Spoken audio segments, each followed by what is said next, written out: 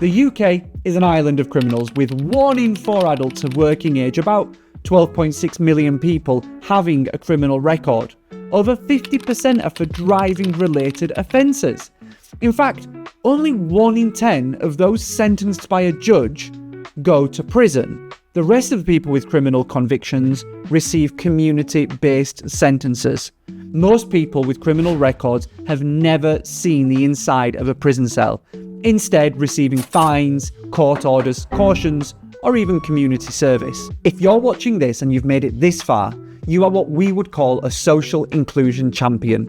I'm sorry to tell you this, but this project lives and dies with you.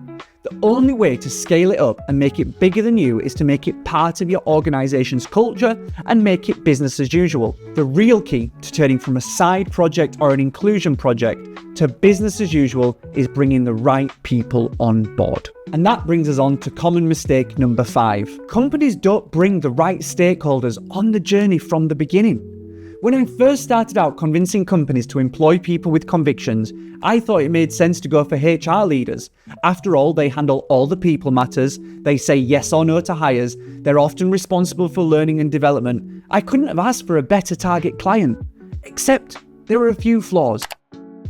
Hey, just a quick one, be sure to stick around to the end of this video where I'll share a link to our most popular webinar, all about getting started in employing people with convictions, where we share our methodology, some great case studies and free resources for you to start benefiting from right away. Back to the video. Inclusion tends to be themed and focused for a year to 3 years. If you miss the boat, you've got to wait for the next cycle of project focus. Funding isn't available for proactive measures. It tends to only be used for tribunals, contingent labour, or expensive recruiters for hard-to-fill vacancies. Working with people with convictions sounds a bit risky and like a lot of work, and until it becomes a protected characteristic, we'll keep it over there for consideration, but won't be able to prioritise it right now. Plus, HR leaders are super expensive to target on LinkedIn ads, and everyone is dropping in their DMs with technology offers, compliance services, or maybe just asking for a job. Lots of noise to compete with. This is where I found the holy grail of inclusive employment, a niche group of people with obscure job titles, social impact or social value practitioners. They are the unsung heroes of inclusive business. They're tasked with achieving the contracted social value outcomes on the big projects, whilst getting a few snaps of the managing director showing some children around a construction site, all in their hard hats, of course. All of our best clients I work with see the social impact team, the HR team, comms, legal, and the board work in unison, not for the goal of employing people with convictions, but instead using the vehicle of employing people with convictions to achieve their organisation's wider goals. It is almost never about employing a specific number of people with convictions. For you watching this video, I want to help you bring the team on board.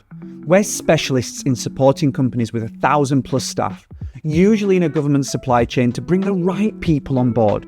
But it all goes back to point number 1, ensuring everyone knows what we mean when we say people with criminal records, and just how exceptional these humans can be when given a chance and pointed to something that matters.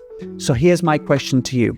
Who do you need to bring on board to make employing people with convictions in your business a sustainable success? And that's it. We've made it to the end of the video.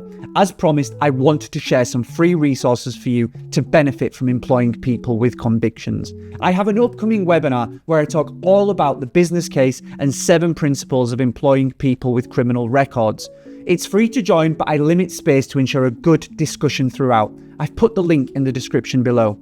We also have a heap of free resources in our Employers Toolkit, everything from risk assessments to compliant policies. We're going to begin charging for these eventually, but for now you can get them for free from our website. The link is also in the description below.